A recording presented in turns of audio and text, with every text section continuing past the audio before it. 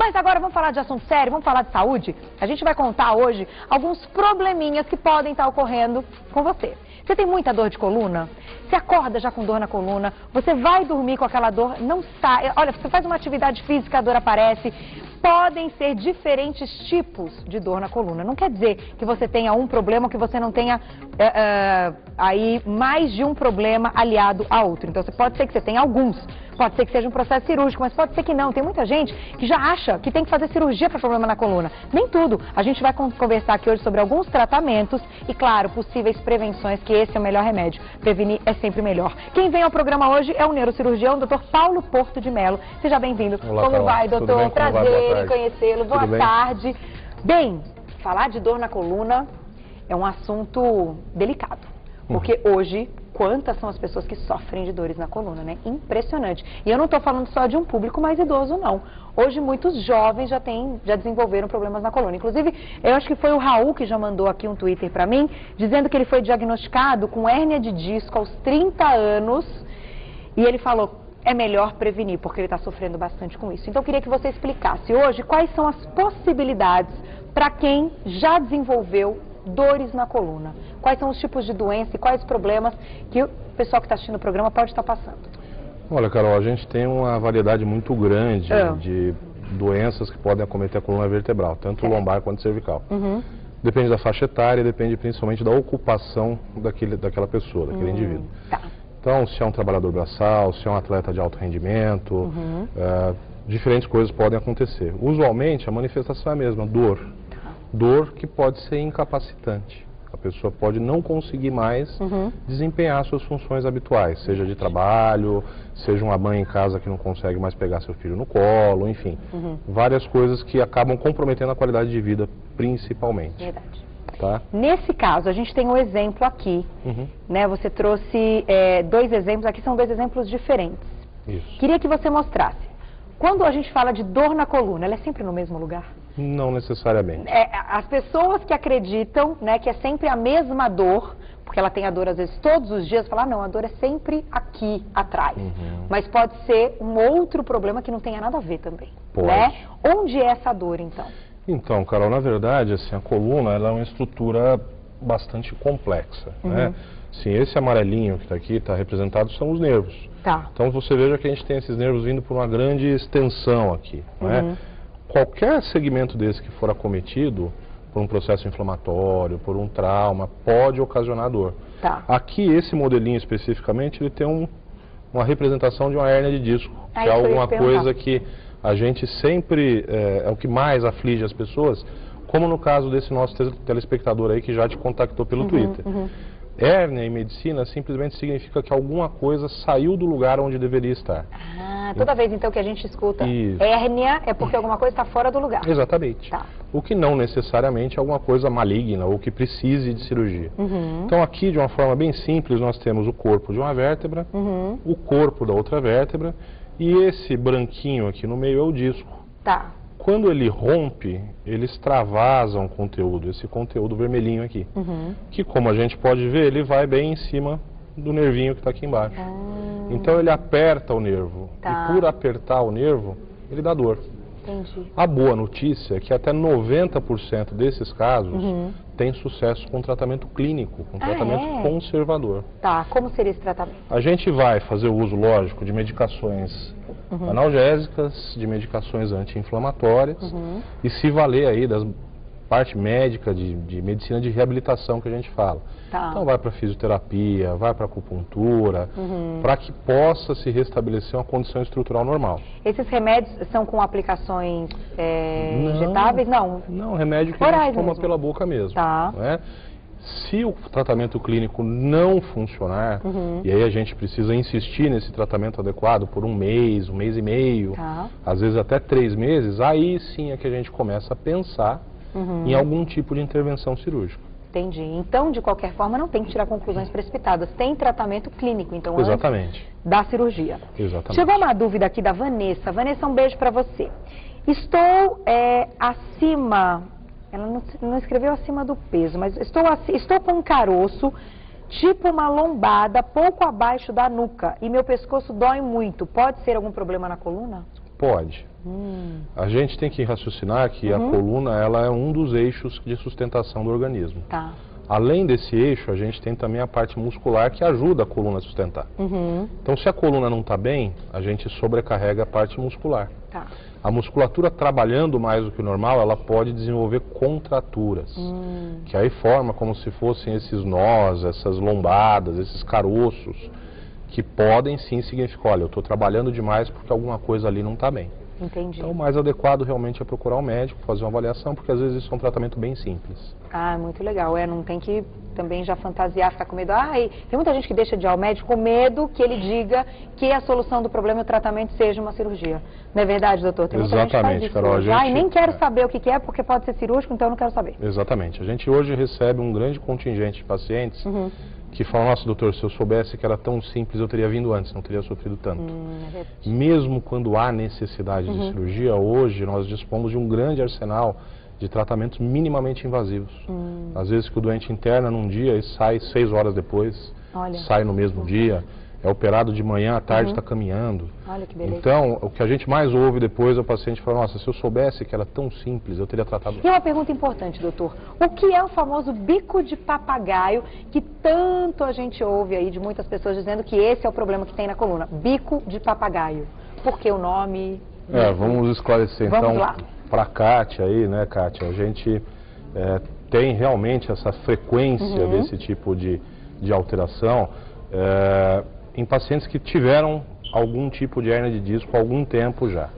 Então o organismo ele reage da seguinte forma: essa parte do disco que saiu do lugar, ela é reabsorvida, ou seja, o corpo vai lá e tira aquilo do lugar errado que está. Ou se não, Carol, essa parte ela é calcificada.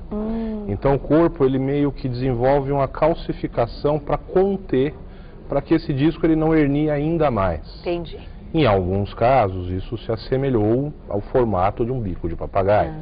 Então é o que a gente brinca, né? A gente às vezes recebe até pacientes no consultório e fala, doutor, tem tanto bico de papagaio que se o IBAMA me parar, eu estou encrencado. Então isso não significa necessariamente, mais uma vez, um tratamento cirúrgico. Isso é uma consequência de um processo de envelhecimento natural da coluna. E quando a gente fala em envelhecimento, em pessoas que são jovens, mas que submeteram sua coluna a uma sobrecarga muito grande. Então esse bico de papagaio pode ter vindo de uma hérnia de disco? Eventualmente sim, é um dos mecanismos de formação. E para tratar? Para tratar, da mesma forma? A mesma forma. A gente começa sempre com um tratamento clínico menos invasivo possível. Perfeito. E geralmente tem bons resultados. Muito legal. Então, Kátia, não se apavore, que vai dar tudo certo. Quem mandou aqui, a gente tem umas mensagens também no nosso e-mail, eu vou fazer mais uma do Twitter, vou fazer do nosso e-mail. E a Glaucia já me falou que estão chegando vários e-mails perguntando da quiropraxia. Se a quiropraxia pode ser eficiente, tem resultados satisfatórios quando a gente trata aí essas dores na coluna, esses problemas na coluna. Olha, Carol, eu tenho uma atividade acadêmica fora do país, nos Estados Unidos, onde a prática de quiropraxia é muito frequente. E lá isso tem um marco regulatório porque há uma preocupação.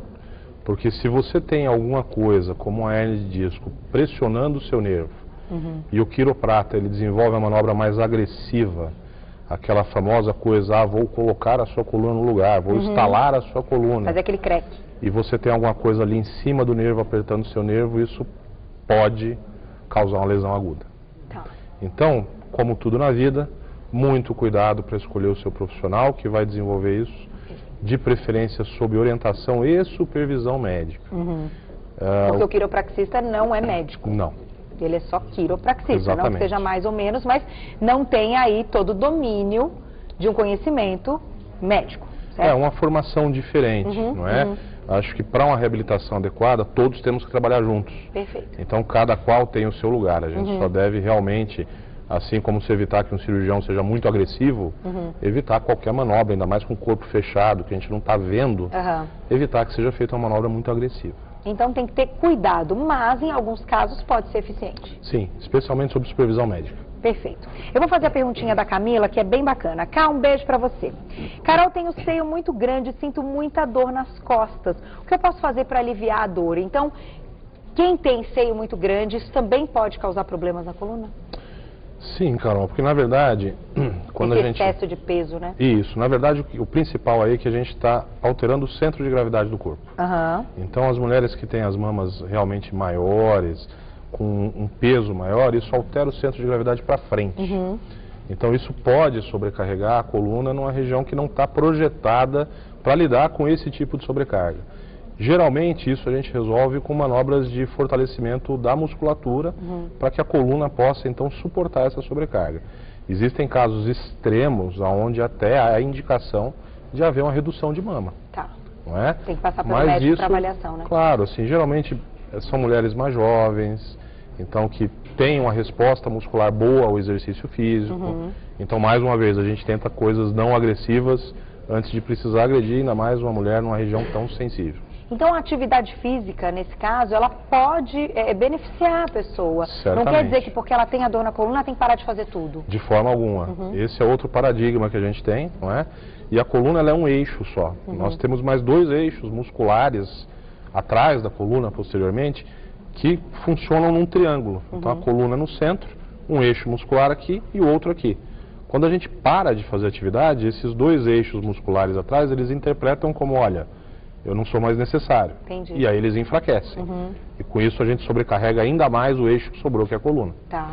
Então, na verdade, o que o paciente que tem problema de coluna precisa é fortalecer esses eixos musculares, justamente para aliviar o trabalho da coluna. E quais são os exercícios que fortalecem? Caminhadas podem ajudar ou é um exercício de musculação mesmo? Tem que Geralmente a caminhada é importante, não é? Mas exercícios, às vezes, de musculação que não envolvam sobrecarga. Tá. Só com o peso do corpo, movimentos geralmente de hiperextensão da coluna, de preferência acompanhados por um profissional, por um professor, por um personal e com orientação e supervisão médica, né? No início, alongamento, fortalecimento, muitos exercícios isométricos, tipo pilates, por exemplo, ajudam bastante. Que usam a própria força, né? Exatamente. Do corpo, como Exatamente. peso, não tem o peso extra, né? Ah, muito legal. Então, nada disso. Ah, ter dores na coluna, vou parar de fazer tudo. De jeito nenhum. Pelo contrário, tem que fortalecer então até para melhorar. Exatamente. Dá tempo, Glaucia, da gente fazer perguntinha aí na tela? Então vamos lá. Na tela uma perguntinha que chegou no nosso e-mail. Olha lá. É da Lucileide. Lucileide de São Paulo. Um beijo para você. Trabalho em call center há quase 10 anos. Sinto muitas dores no pescoço, ombros e coluna. O que fazer para amenizar? Bom, Lucileide, boa tarde. Assim, o que a gente recomenda, em primeiro lugar, é que você preste atenção na ergonomia do seu ambiente de trabalho. Então, você está sentada numa cadeira adequada, você não tem o vício que às vezes a gente tem, não é? De ter um balcão na frente e se inclinar em direção ao balcão.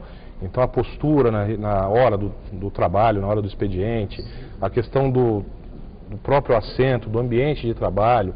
E, além disso, como é que está a sua atividade física? Você está realmente cuidando dessa musculatura, está fortalecendo essa musculatura? Isso é o ponto de partida. Se tiver um bom ambiente de trabalho, uma boa cadeira, tiver em dia com a parte muscular, aí realmente eu te recomendo procurar um cuidado médico para a gente poder fazer um diagnóstico adequado.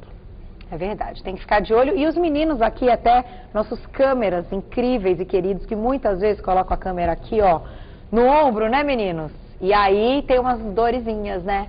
Não pode esse excesso de peso o tempo todo, né, doutor? Não, geralmente é no mesmo ombro, né? É no mesmo ombro, que é o que vai dar aquela firmeza, né, para não perder aí o foco, mas eles são todos maravilhosos. Hoje estão comportadinhos, as câmeras estão no tripé, mas às vezes eles...